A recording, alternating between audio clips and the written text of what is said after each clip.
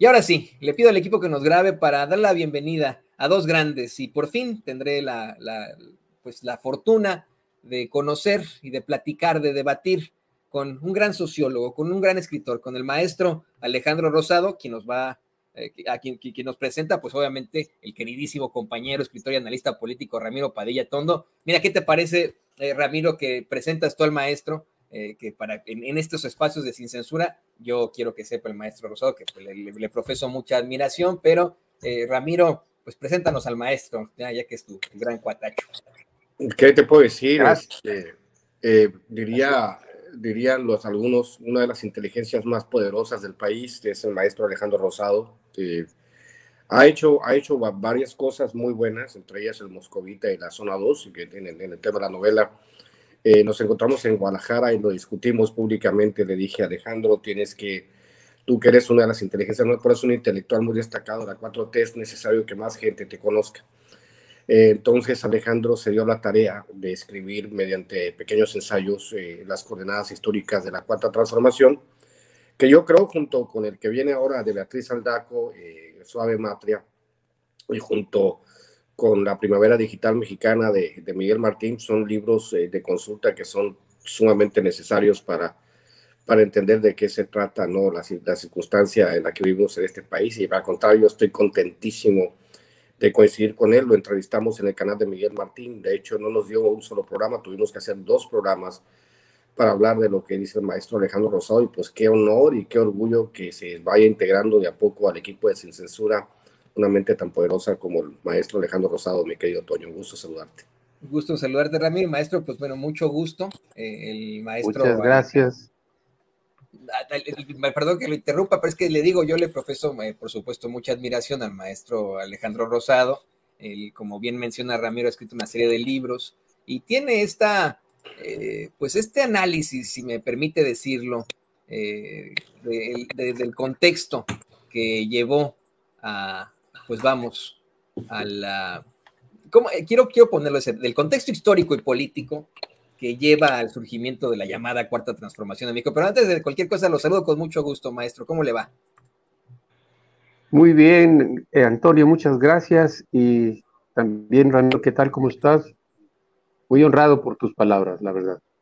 Gracias. Aquí más que listos y preparados. Y pues, ¿qué les parece, compañeros? De hecho, le voy a pedir al equipo que nos grabe para comenzar con usted, maestro, hablando precisamente de su libro. Antes de que vayamos a los temas escabrosos, empecemos con algo bueno. El maestro Alejandro Rosado tiene un libro muy interesante que escribe recientemente llamado Coordenadas Históricas de la 4T, un libro que da un contexto histórico y político de lo que lleva al surgimiento de la llamada Cuarta Transformación en México, las raíces históricas, culturales que dieron forma al proyecto de Andrés Manuel López Obrador y su gobierno, las principales corrientes de pensamiento que han influenciado su ideología y estrategias políticas. Y lo más interesante es que lo hace con un lenguaje muchísimo más pues amable para la gente, no buscando, ya sabe usted, ¿no? Como le hacen los Krause, por cierto, de los que habla el maestro en su libro, los Aguilar Camín, siempre intentando adornar el lenguaje con una serie de palabras, disculpen ustedes, compañeros, palabras flatulentas y domingueras. No, es una obra muchísimo más a fondo y que se acerca pues a nuestro pensamiento como pueblo, como personas. ¿Por qué no nos habla un poco de esta revisión crítica de nuestra historia contemporánea para que la gente se dé cuenta más o menos de qué va su libro, maestro? Una revisión crítica de esta historia contemporánea de México rumbo a la Cuarta Transformación. ¿Cómo no? Con mucho gusto, Antonio, fíjate. Sí, el libro ya tenía muchos apuntes y muchas publicaciones de este libro en mi página de Facebook. Cuando Ramiro me sugirió que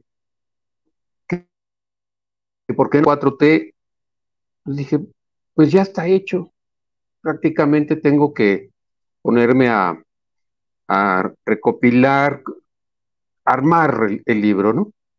Por eso me tardé poco, desde la última vez que me dijo Ramiro, haz un libro sobre la 4T, realmente me tardé 2 meses en entregar el original a la editorial, porque ya estaba más o menos armado. Entonces, eh, Ramiro fue una especie de editor para mí, de esos editores que dicen, veo un libro en ti, ¿no? Y entonces, pues salió. Así que mil gracias a Ramiro. Eh, el Coordenadas históricas de la 4T, como casi su nombre lo indica en el título, es el intento de darle una forma a lo que no se deja, no se permite dar, percibir como forma. La 4T es un movimiento espontáneo que va para aquí, para allá, que va hacia adelante, va hacia atrás, y entonces es difícil, como una humareda, es difícil encontrarle la forma y el sentido de la 4T, como cualquier otro movimiento social. Entonces, por eso le llamé coordenadas, es decir, los ejes coordenados de la 4T, pensando en geometría analítica o algo así, porque bueno, en mis primeros años de adultez estudié física, y entonces esto me hizo pensar en ejes coordenados. Creo que la 4T tiene al menos 2 ejes coordenados. Un eje gira entre la izquierda y la derecha, y el otro se desliza entre la modernidad y el patrimonialismo. La 4T debe estar, es un movimiento histórico que busca tanto la modernidad, es decir, alejándose del patrimonialismo, y por la izquierda. A veces la modernidad en Europa la ha conquistado la derecha capitalista. De hecho, es una tarea de la derecha, es una tarea del capitalismo, incluso cuando es revolucionario, ¿verdad? La Revolución Francesa fue una modernidad de la sociedad burguesa. El problema aquí en México y en toda América Latina es que esa sociedad burguesa no puede realizar la modernidad, que sería su tarea, pero no la puede realizar, la tiene que realizar las clases populares, la población subalterna, por la izquierda y desde abajo. Entonces, esas serían, digamos, algo así las coordenadas. Entonces desarrollo ese tema a través de varios ensayos. Y también, al hablar de izquierda, hablo de que hay 2 izquierdas fundamentales en México. Una izquierda no socialista, muy antigua y de largo alcance y de mucho poder, que es la izquierda que viene desde Hidalgo hasta Andrés Manuel López Obrador, pasando por Juárez, Madero, Lázaro Cárdenas, Eberto Castillo. Es una izquierda no socialista, súper valiente, súper sacrificada, y que no es mejor que la izquierda socialista, ni peor. Simplemente son 2 izquierdas con mucha tradición. La izquierda socialista tiene 100 años menos de tradición. Entonces, la izquierda no socialista, que encabeza Andrés Manuel ahora, es una potente tradición de 200 años en México. Y esto también define ciertos límites de Andrés Manuel López Obrador en su gestión y del movimiento de la 4T. La 4T está fusionando a estas 2 izquierdas. Ambas tradiciones se juntan en la 4T. Por ejemplo, yo soy excomunista, soy de la izquierda socialista. Y Andrés Manuel, que es de mi generación, es de la otra tradición. Entonces estamos juntos en esta tarea de transformar al país. Y en fin, hay ciertos grupos de izquierda no socialista que no son nada democráticos. Del mismo modo que hay grupos de la izquierda socialista que tampoco son muy democráticos, digamos, ¿no?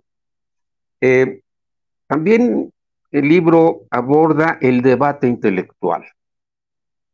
Planteo que los intelectuales orgánicos, que se habla ahora mucho con desprecio al decir orgánicos, mucho por las mañaneras, ¿no? En las mañaneras Andrés Manuel dice los orgánicos.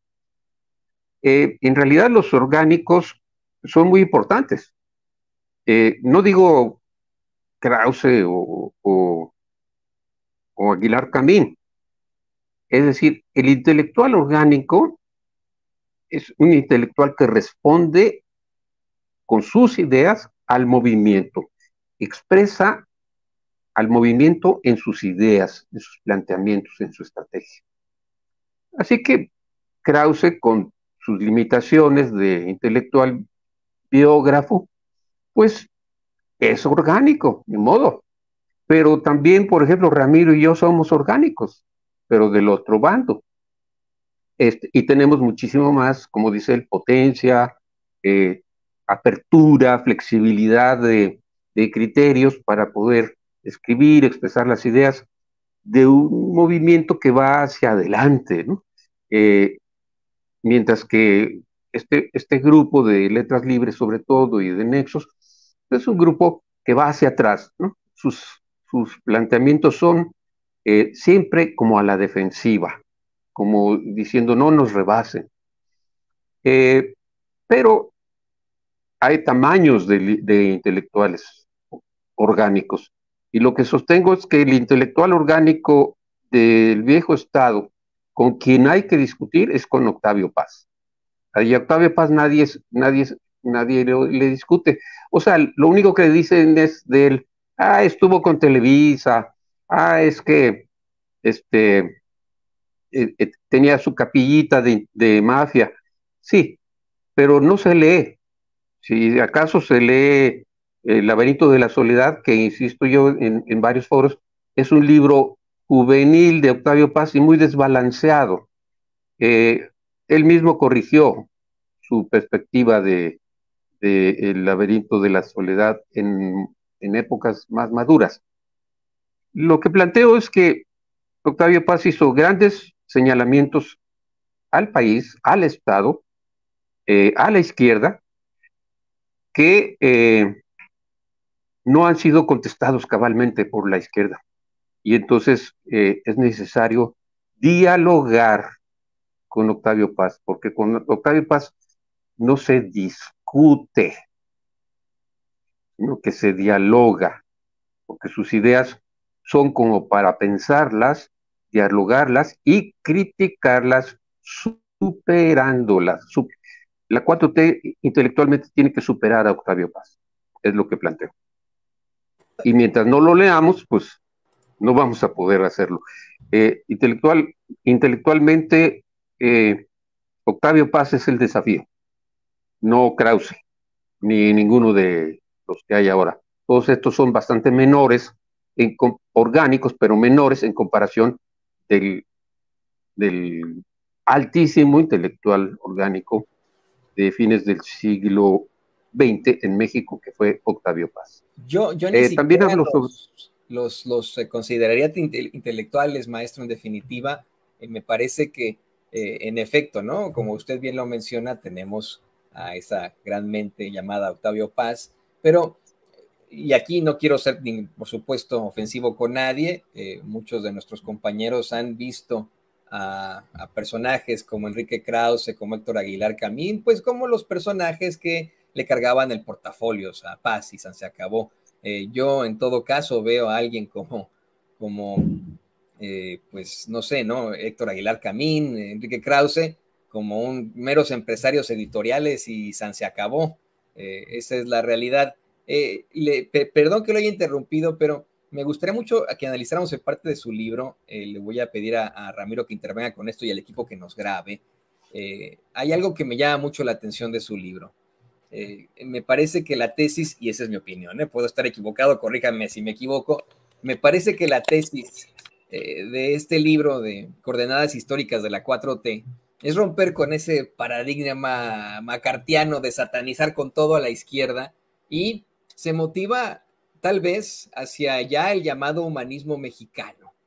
Sí, en efecto, pues es una revisión crítica de la historia contemporánea de México rumbo a la 4T, igualmente es un contexto histórico y político de su surgimiento, del proyecto de Andrés Manuel López Obrador, pero lo que pude pues más bien revisar dentro de este interesantísimo ensayo es que pues sería una ampliación de eso, ¿no? Del humanismo mexicano y acabar con la satanización ya, vamos, más que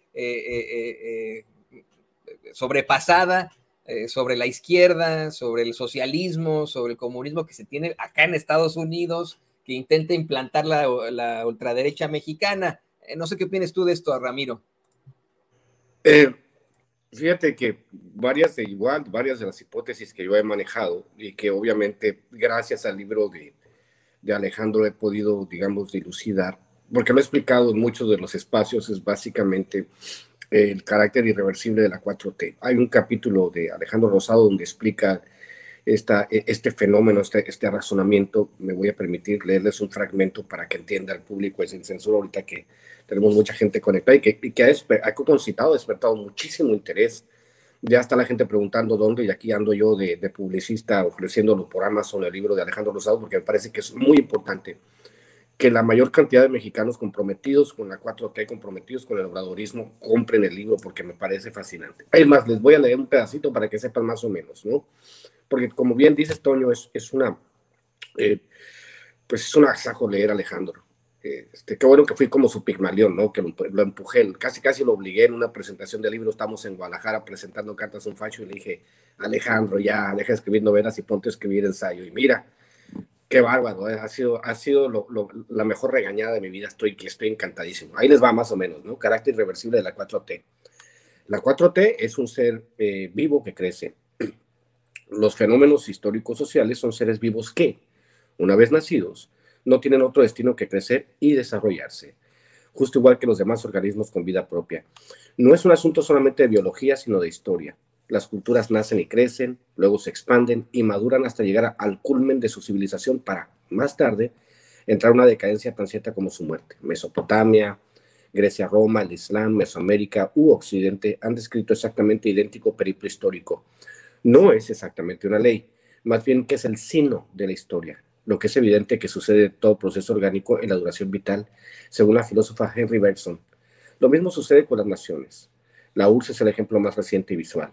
En 70 años nació y murió este primitivo proyecto comunista, vendrán otros mejores. Cuando estos seres históricos decaen en todas sus áreas, se desploman. Hay sociedades que tienen ritmos rápidos, como el Imperio Asirio y el Soviético, y las hay extremadamente lentas en su devenir, China, Egipto, los mayas. Sin embargo, todas tienen a ejecutar el mismo signo de crecimiento, madurez y decadencia. Y cada una de las frases de dicho signo histórico sobreviene en forma de saltos cualitativos impetuosos. Así es la 4T, el signo de la duración nacional y el signo de los tiempos. A través de esta gran transformación incubada, como veremos durante décadas, y nacidas con los 43 de Ayotzinapa, México da el salto a su madurez definitiva y no puede dar marcha atrás. Es irreversible. Esta parte me parece fundamental e interesantísimo con lo que plantea Alejandro, porque yo recuerdo cuando escribía para Sin embargo, hace algunos años, a la desaparición de los estudiantes de Ayotzinapa, yo le llamé la caída de Corruptitlán, o sea, también le llamé la caída del priismo. Yo creo que ahí, sin haberlo hablado Alejandro y yo, entendimos que en el momento en que se pierden los estudiantes, en ese momento se terminó el priismo y se terminó el prianismo, digamos, de alguna manera en el país. Se terminó esa visión histórica, esa forma de concebir el país. El evangelio neoliberal había agotado todas sus instancias. Entonces, cuando nos planteamos del carácter irreversible, porque yo lo digo, obviamente tú sabes perfectamente, Toño, ya ves cómo nos llueve en Twitter. El maestro Alejandro no tiene Twitter y ahorita lo estoy empujando para que abra uno, para que explique. No.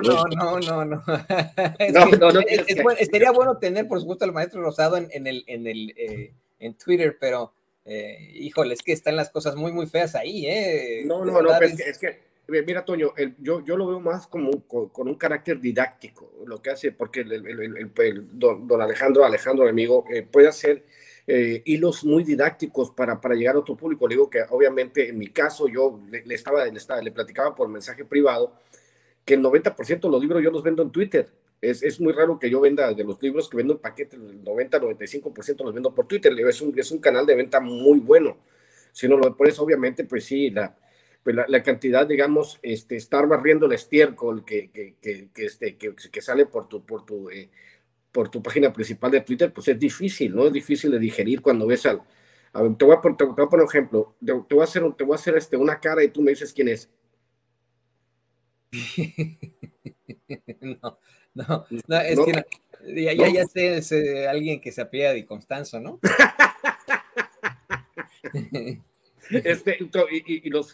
Y los tipos como él, ¿no? Que obviamente se la pasan inyectando veneno y tratando como los Ferris o como todos ellos, ¿no? Entonces, pues sí, a mí me parece que cuando uno explica, volviendo al tema principal, que son las coordenadas históricas de la 4T, cuando uno entiende esta parte, ¿no? De de que hay cosas que son irreversibles.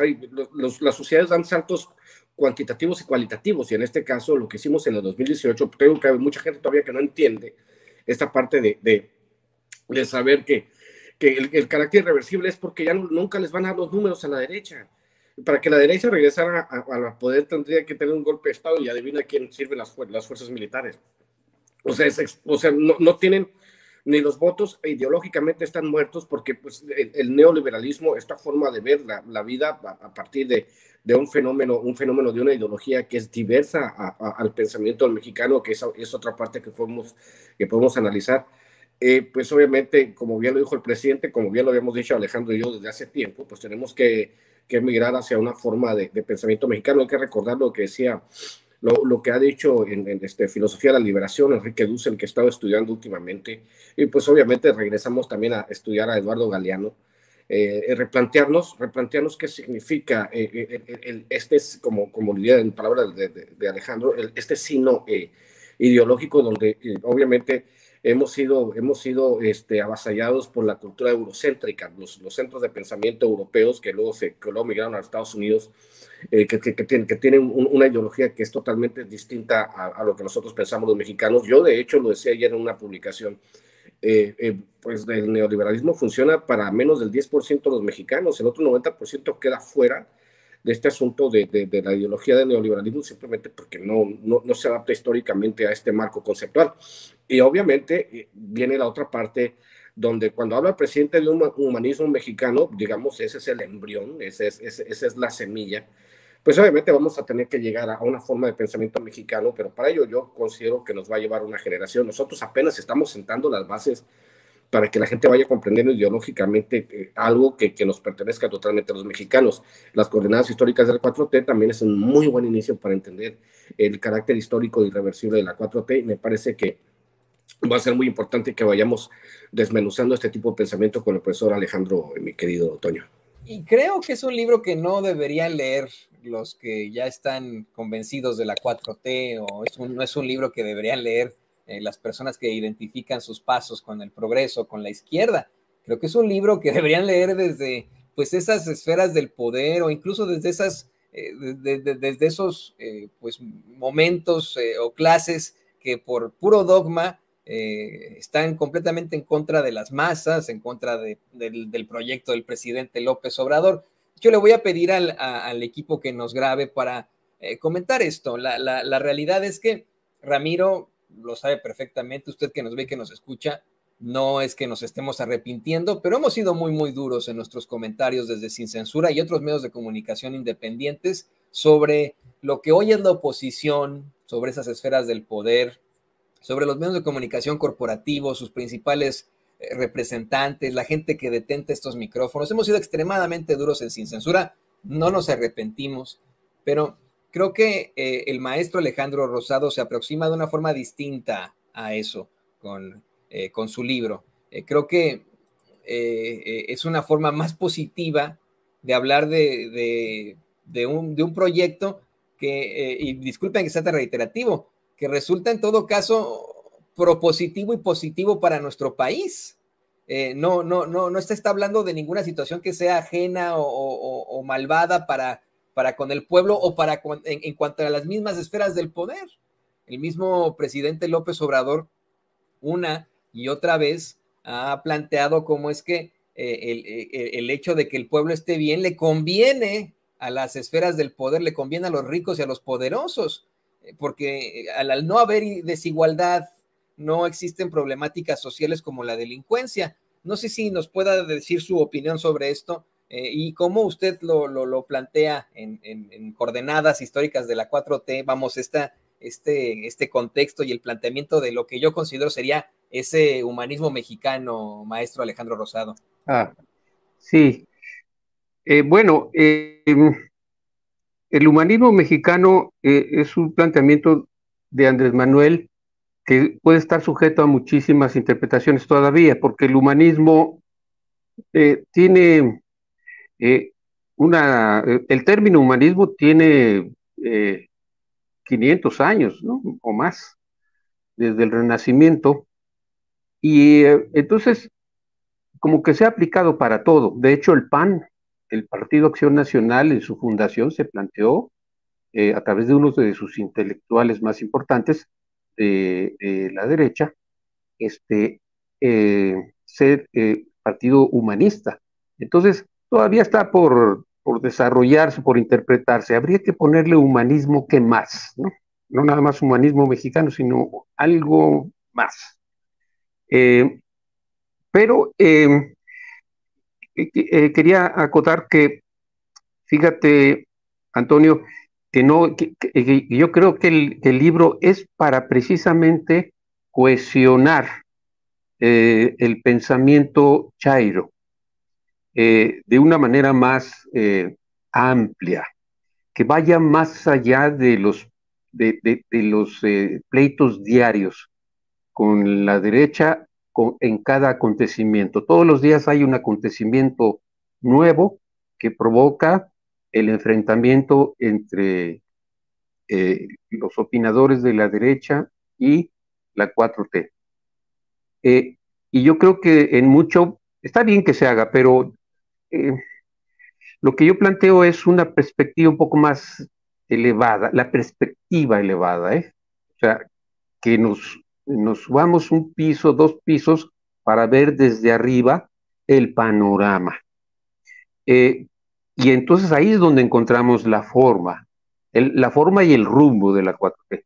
Por eso sí creo que muchos amigos del movimiento de la 4T deben leerlo, más que la derecha, porque les da argumentos, les da confianza, les da seguridad por la irreversibilidad que señala Ramiro de la 4T. Es decir, aunque haya momentos en que la gente diga, híjole, nos han dado 2, 3 golpes, hay que tener cuidado, no confiarnos. Cuando leen este libro, hay una perspectiva de confianza, ni siquiera de esperanza, sino de confianza. Como decía Albert Camus, la esperanza como que estorba. ¿Por qué? Porque la esperanza es pasiva. La esperanza es cruzar los deditos y decir, ay, ojalá sea Claudia, ojalá sea Noroña, ojalá pase esto, ojalá y el presidente haga algo. En cambio, la confianza es que ya ganamos la esperanza, como dice Ramiro, ya ganamos. Desde el 2018 somos quienes planteamos y escribimos la agenda. Entonces, pues hay que confiar en eso, en que se trata de un movimiento que está creciendo, como confías en que un árbol pequeño va a crecer o que un bebé que no camina va a caminar. Es una confianza. Y creo que sí, los lectores más bien deben ser los chairos, para unificar criterios, para atemperar el carácter en las discusiones y en los debates.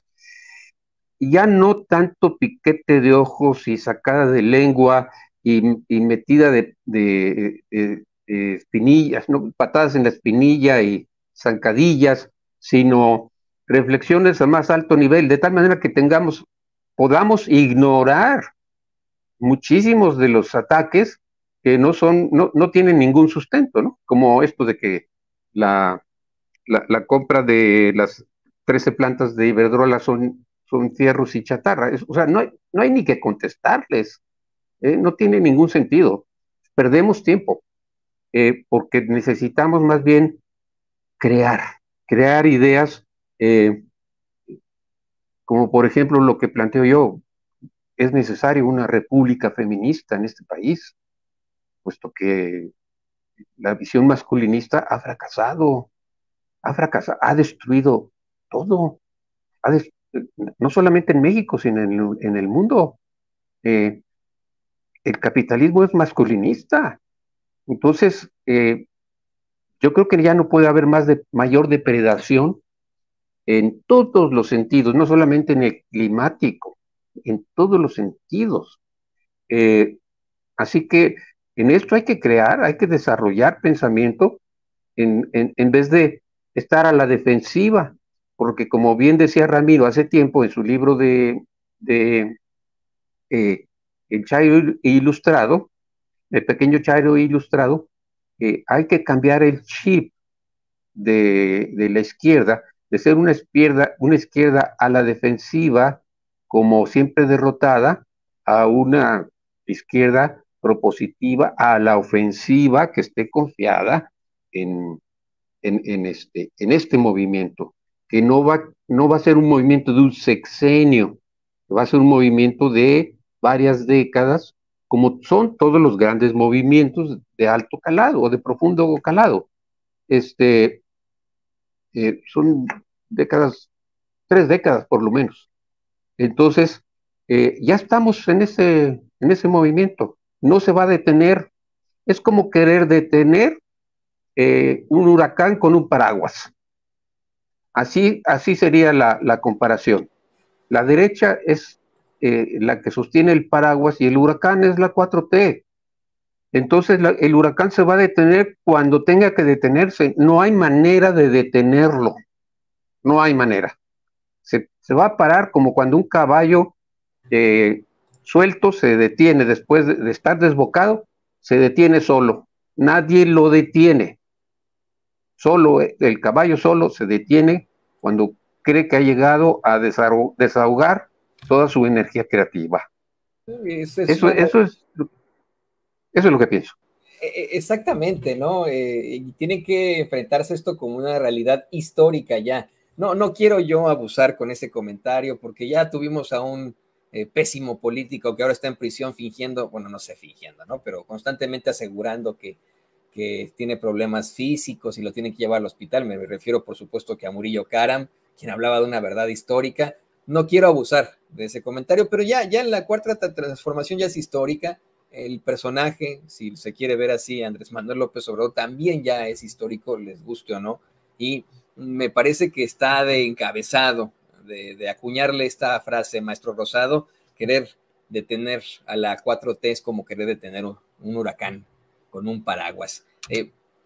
Aprovechando que están los dos y que es, vamos, interesante también poder tener un debate al respecto de otros temas, le voy a pedir al equipo que nos grabe. Creo que es importante, con este contexto que tiene el maestro, también platicar sobre pues cómo pasó Lorenzo Córdoba de ser consejero presidente del INE a un empleado del despreciable Roberto Madrazo y compañero del pseudoperiodista Carlos Loret de Mola Lor Montajes. ¿Qué te parece que comentamos contigo, querido Ramiro, con tu comentario? ¿Qué te puedo decir, mi querido Toño? Es como, digamos, se le acusó de prostituta a Lorenzo Córdoba y él dijo que jamás él no era una prostituta y cuando termina su mandato se va a trabajar un burdel. Básicamente eso es lo que hizo Lorenzo Córdoba. No, no soy una prostituta. Si eres prostituta, pues se va con su minifalda a sentarse en las piernas de Broso y de Loret de Mola. Pues obviamente este es el reflejo del sesgo ideológico que siempre se tuvo en el INE, un organismo de corte neoliberal que obviamente estaba ahí, no para ser árbitro electoral, sino para evitar por todos los medios que la 4T se expandiera o que Morena se expandiera o que Morena, hay que recordar las multas ridículas por lo cual le tumbaron las candidaturas a la gubernatura en Michoacán y en Guerrero. No digo que yo sea fan de Salgado Macedonio, pero pues obviamente le tumbaron la candidatura de mala manera. Y las multas tan asimétricas que le han dado los partidos políticos, por ejemplo, las últimas a Morena, recuerdo el chiste aquel del tipo de la arena, que lo sueltan a los leones y lo entierran hasta el cuello. Hago una analogía, ¿no? Que viniendo del INE, en este cuate al tipo lo entierran y lo sueltan en la arena en Roma, le sueltan los leones.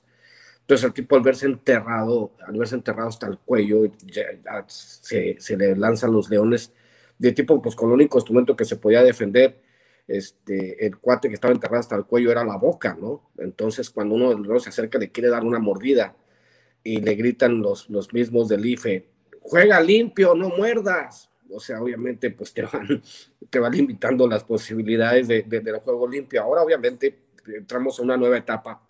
Esta nueva etapa con más democracia, pues yo lo decía, la familia Tadei es una familia de izquierda de mucho tiempo, pero la señora Guadalupe Tadei pues, es una señora con mucha experiencia en el tema, más de 20 o 30 años trabajando temas electorales, y me parece que fuese ella o la señorita alcalde, cualquiera de las dos o los otros que estaban totalmente calificadas, los otros perfiles de las otras mujeres que estaban calificadas para ser la primer presidente del INE, pues estaríamos en buenas manos. Ellos es la teoría también para la oposición del balazo en el pie, ¿no? O sea, no quisieron que se eligieran democráticamente los consejeros, no quisieron aprobar el plan B, pues tenga para que aprenda. Pues ahora tenemos una presidenta que tiene un perfil totalmente distinto y que una de sus primeras medidas va a ser bajarse el sueldo, ¿no? Es una señal hacia la burocracia dorada a ver qué hacen con los amparos, ¿no? Hablaba yo del sistema legaloide, del marco legal que construyó la derecha en México para justificar, porque a mí me parece que es parte de los instrumentos neoliberales. Cuando tú ves a tipos de apellidos compuestos muy blancos, muy elegantes, hablar de la legalidad, del marco legal, de la institucionalidad, y obviamente esas instituciones ellos las construyeron con sus propias manos, hicieron las instituciones, la derecha hizo las instituciones a su imagen y semejanza, ¿no? Entonces, cuando tú haces las instituciones a tu imagen y semejanza, tienes mucho espacio por el asunto de que las leyes son nebulosas. Es por ejemplo, cuando hablamos aquí hay un ejemplo de lo que habla Alejandro en el libro Legalidad y Moralidad, ¿no? O sea, hay una cosa que es legal, pero no necesariamente es moral. Es legal que tengan un buen salario los funcionarios, sí. Lo que no es moral es que ganes 300,000 pesos al mes, 500,000 pesos al mes, o en el caso de algunos ministros de la Suprema Corte de Justicia, más arriba de $500,000, y si pertenecían al Consejo de la Judicatura, pues doblaban el salario, por ejemplo, si le investigan un poquito, ¿no? Y todas las atribuciones. Lo legal, en el caso de la construcción de lo legal, en el caso de la construcción de la realidad o de interpretación de la realidad de la derecha en México, nunca tiene nada a ver que ver con lo moral. Diría, creo que fue Garrido Ganaval o Gonzalo de Santos, algunos de ellos, de esos caciques priistas de antaño, que dijo que la moral era un árbol que daba moras. O sea, básicamente no tenía que ver. Y en el ejercicio de la política, los principios éticos que rigen la idea, por ejemplo, en tener un presidente con una ética como López Obrador, pues obviamente digamos, es un error en la Matrix prianista. O sea, ellos hablaban de que tenían que ser útiles para el Estado. Hemos visto verdaderos idiotas en el poder. O sea, se ha ido degradando la figura presidencial, y López Obrador la ha rescatado. A partir de Salinas de Gortari y Cedillo, y pues no digamos al zorro con botas y a Borolas, y obviamente Peña Nieto, a nuestro Lord Peña Nieto, pues ha ido degradando la inteligencia, digamos, para ejercer el cargo de presidente. Y lo que más le temía a la derecha era básicamente a un presidente que fuese poderoso, que fuese inteligente y que supiese manejar, porque al final de cuentas la misma derecha reconoce a López Obrador como un verdadero animal político en el sentido de la palabra, ¿no? Que es un tipo muy inteligente y brillante, más brillante de lo que se imaginaba a la derecha mucho tiempo. Entonces, Córdoba, Lorenzo Córdoba y ellos pertenecen a una camarilla que se quedó atrapada en el tiempo. O sea, es como si estuviéramos viendo una película en blanco y negro, el INE, una película donde pues ellos pretenden ejercer la oposición desde un puesto que supuestamente tendría que ser neutral. Entonces, obviamente, pues apenas estamos, está en progreso. Hay que revisar las cuentas, hay que ver cuántos más de 20,000 millones de pesos perdidos por ahí. Era igual que en el tema, mi querido Toño, de los fideicomisos, donde vean más de 835,000 millones de pesos perdidos en fideicomisos. Muchos hablan que algunos hijos de expresidentes de eso viven, de fideicomisos. Como no los puede auditar Hacienda, pues obviamente sí. El presidente logró rescatar creo que 300,000 millones de pesos durante la pandemia de esos fideicomisos que pues obviamente solo resolvían la vida a los pianistas. Acuérdate también de los 48,000 millones de pesos que perdieron 22 políticos priistas en Andorra y son de los paraísos fiscales que conocemos. ¿Qué onda con los que no conocemos, por ejemplo? ¿No? Pero esta nueva realidad, esta nueva correlación de fuerzas, pues está haciendo obviamente que la derecha no entienda que la derecha entró en el pantano de la democracia. Entonces, como son antidemocráticos y son más pesados que la democracia, cada paso que da, cada paso que dan, se hunden más en el pantano de la democracia, porque para ellos no pueden, mientras nosotros podemos caminar sobre tierra firme con el tema de la democracia como pueblo, que vamos aprendiendo a ser democráticos, porque también esta modernidad, Alejandro lo ha planteado muy bien con el tema de la modernidad, esta modernidad nos permite tener un pueblo totalmente politizado y esa politización pues se puede respirar. Aunque esté totalmente equivocado y salgas todos los días, como decía yo, por convivir, ¿no? En muchos de las redes sociales, a acusar de las 7 plagas de Egipto a este sistema mexicano, lo que bien decía Alejandro, lo que bien decías tú, Toño, de la compra de chatarra. Pues si uno revisa, creo que no recuerdo quién fue, Freddy Olivieri, creo que fue el que lo dijo en Twitter, sacó la cartera de clientes de esas 13 plantas chatarra, ¿no? Y eran pues los grandes conglomerados de México. Los que estaban recibiendo todos los beneficios de Iberdrola. Entonces, si hicieran planta chatarra, pues qué chingón para Oxxo, para el Grupo México, para todos los grandes evasores de impuestos del país, ¿no? Era estas 13 plantas chatarra. Y pues yo le recuerdo también a la derecha que esas plantas chatarra, como por ejemplo la DIRPA, ya se pagó 3 veces o 2 veces, ¿no? En las plantas chatarra. Y uno de los temas de la derecha de siempre fue tratar de destruir el aparato productivo del Estado para venderlo como chatarra. Es uno de los principios fundamentales del neoliberalismo. Miren, se los explico yo aquí rápido, ya para cerrar. El Estado ya no puede proveer el servicio del agua, lo vamos a privatizar, pero el Estado construyó toda la infraestructura del agua, ¿no? Para llevarla a tu casa. Entonces, obviamente, el criterio de lo público versus lo privado, ¿no? Y la venta. Yo recuerdo alguna vez haber hablado con unos norteamericanos que decían que el correo se tendría que privatizar y dárselo a los grandes privados, ¿no? De la mensajería. No les va a hacer publicidad aquí. Entonces, yo les dije a los gabachos que no todo era para sacarle un provecho, que no todo era for profit, que no todo era para sacarle dinero, que hay servicios que al Estado nosotros le pagamos con nuestros impuestos que tendría que estar limpios. Se habla de, por ejemplo, en Estados Unidos de la crisis de la salud pública, que es el único país desarrollado que sufre de estos, pues han visto las tragedias. Pero en el caso de nosotros los mexicanos, obviamente estamos por reforzar ahora sí, sin esta burocracia abusiva, digamos, de cierta manera, con una burocracia moderna que mira hacia el futuro. Estamos modernizando el aparato productivo del Estado y esa modernización del aparato productivo del Estado es como una reacción en cadena, va a beneficiar a todos. Más de 30 millones de mexicanos con programas sociales nos ofrecen esa parte, ¿no? Por eso te voy a pasar a mi comentario, creo que me he extendido. Vemos esta parte de esa burocracia dorada que pues está en pleno declive y que ya se va a acabar, mi querido Toño, y pues nos vamos a ver como figuras de circo al final de cuentas, porque ir a Latinos es como ir al circo de los hermanos Padilla, que es tan famoso en el país, ¿no? Vamos a ver cómo hacen, y ahora vamos a ver cómo Ciro hace sus maromas. Ciro Murayama, que realmente que decía el Poncho Gutiérrez, no, que sigue, que Ciro Murayama tenga su programa en Latinos.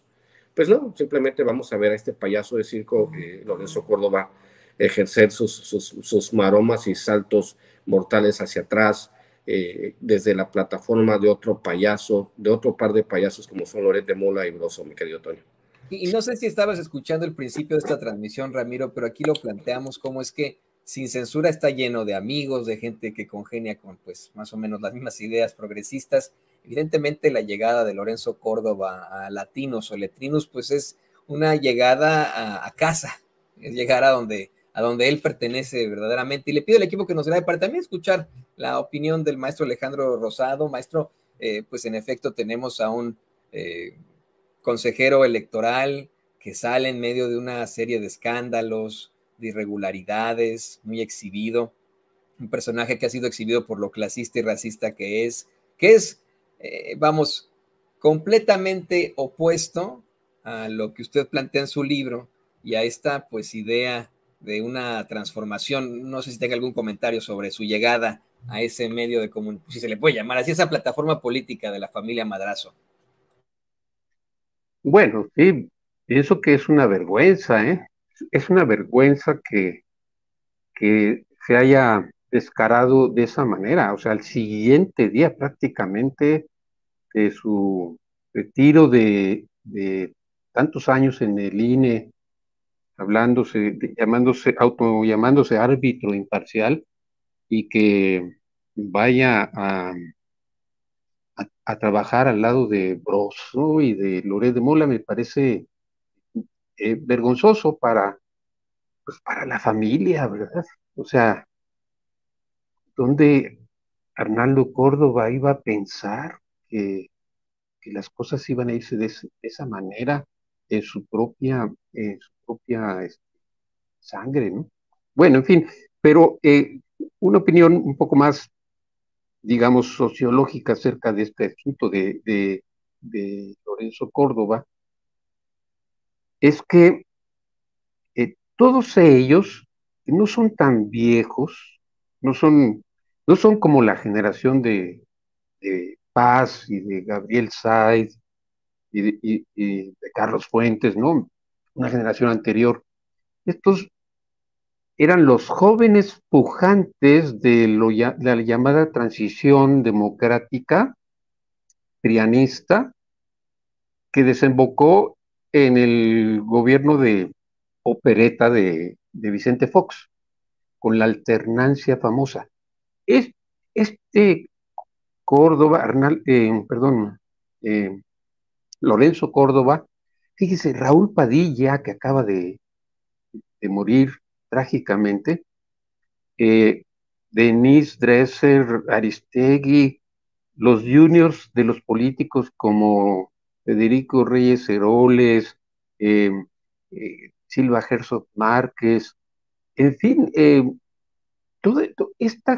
Goldenberg, ¿no? Toda esta generación que se consideraba democrática a fines de los 90 y que impulsaron este régimen de alternancia simulada, son los que ahorita los vemos como payasos. Yo recuerdo que muchos compañeros de la 4T hace 20 años copiaban por correo electrónico los artículos de Dresser como aplaudiéndolos, porque Dresser criticaba a Slim, criticaba a, a Cedillo, criticaba al neoliberalismo. Y entonces parecía que era una mujer de izquierda en aquellos tiempos.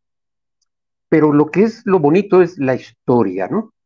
Cómo la historia, al cambiar, hace obsoleto lo que antes parecía lo más avanzado o más o menos progre, ¿no? Y entonces tan obsoleto que ahora son unos ultraderechistas. Eso me encanta de la historia, ¿eh?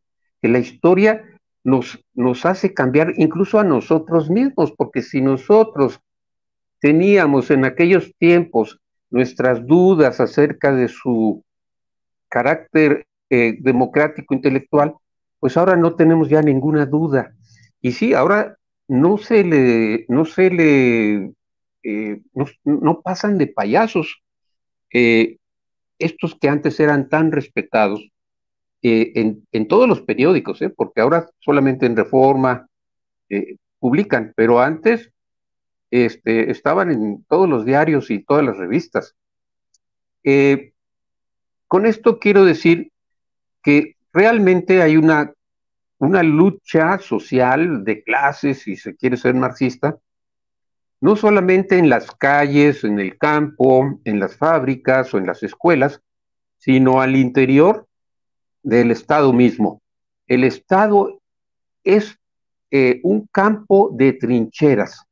Por eso hay luchas entre los institutos, digamos, llamados autónomos, formados durante el neoliberalismo, y, por ejemplo, el Poder Ejecutivo, entre el Poder Judicial y el Poder Ejecutivo y el Legislativo.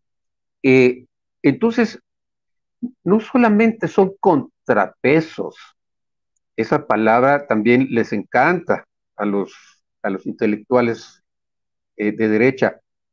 No son contrapesos, es realmente una lucha política porque el Estado no es monolítico, no es de un solo color. En ese Estado hay también distintas fracciones y entonces la lucha social, la lucha de clases se expresa ahí también.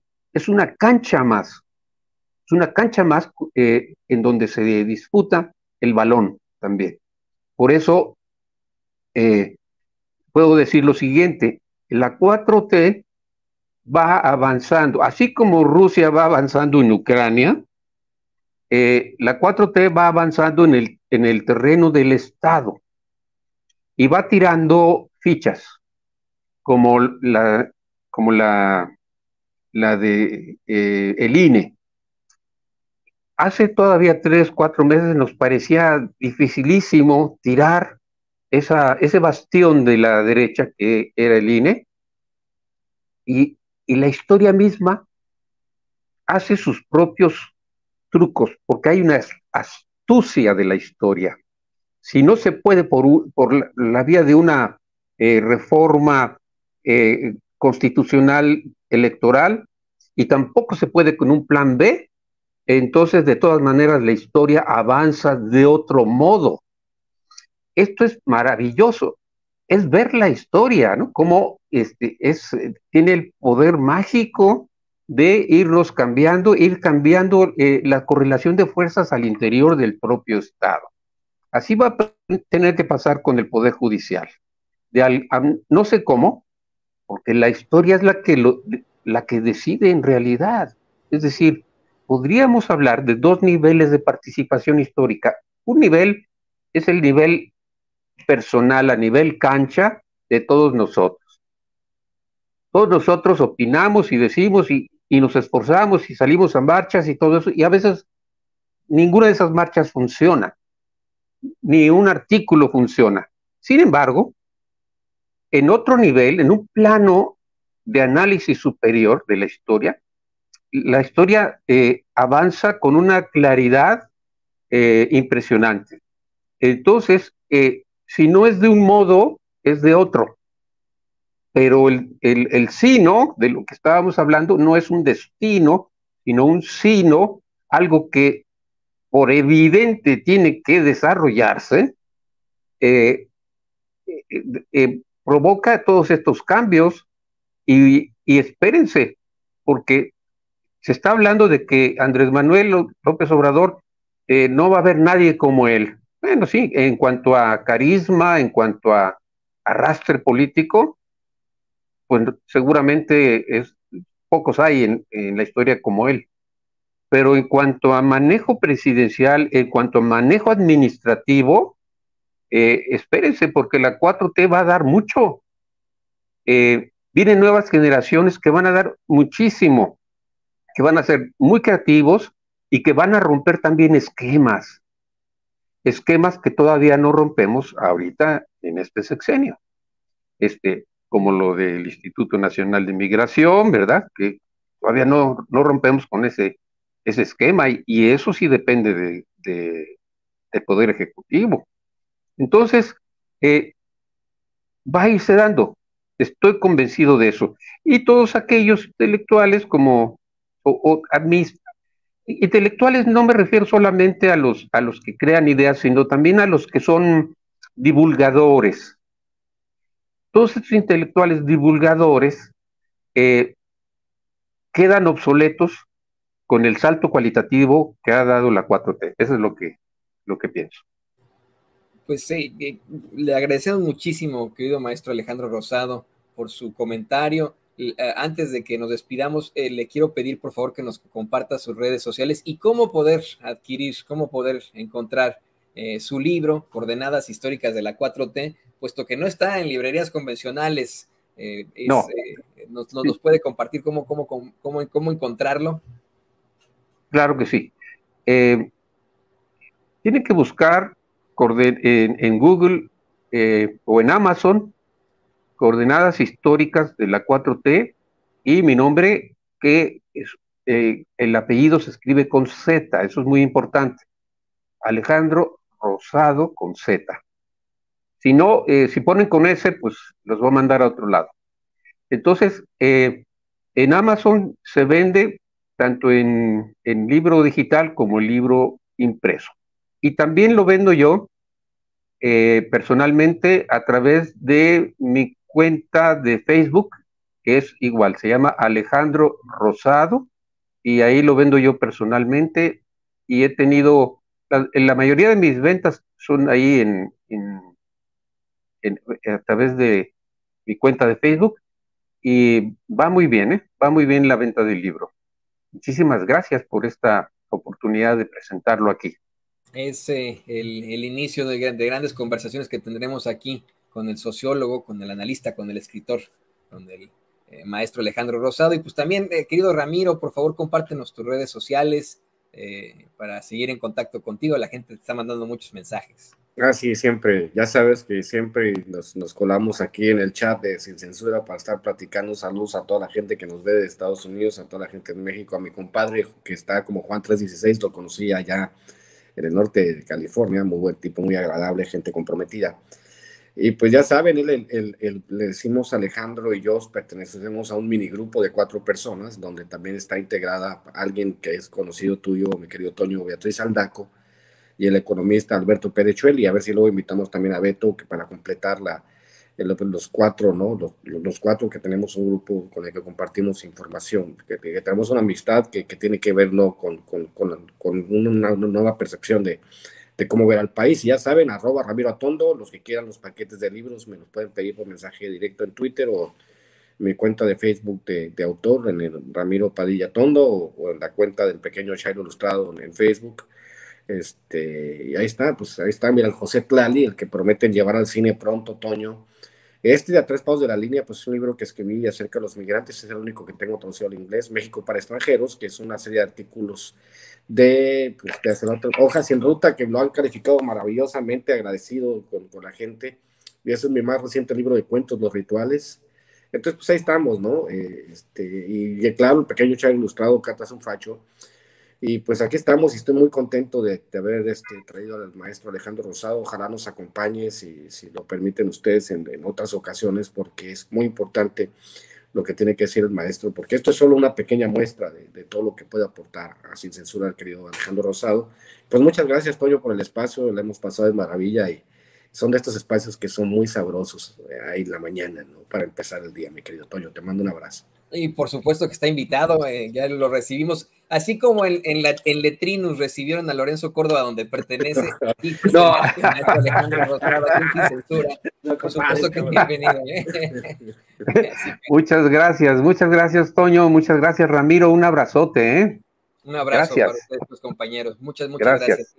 Qué honor tener estas participaciones aquí en Sin Censura, pero mire, vamos de pláticas